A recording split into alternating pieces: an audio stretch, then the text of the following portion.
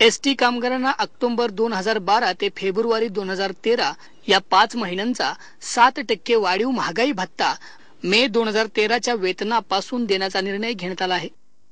महाराष्ट्राच्या कानाकोपऱ्यातील प्रत्येक व्यक्ती एसटीने प्रवास करताना दिसते, पण या एसटीतील चालक आणि कंडक्टर यांना अनेक समस्यांना सामोरे जावं लागतंय। त्यात प्रामुख्याने किमान वेतन, जादा तास अशा असंख्य समस्यांना चालक आणि कंडक्टर यांना सामोरं जावं लागतंय। पण आता याच एसटी कामगारांसाठी आनंदाची गोष्ट आहे।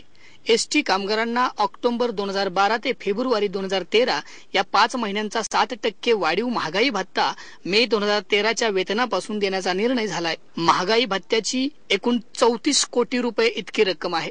मे ते सप्टेंबर 2013 पर्यंत सलग देण्यात येणार आहे। यासाठी मासिक 7 कोटी रुपयांचा भार महामंडळावर येणार आहे।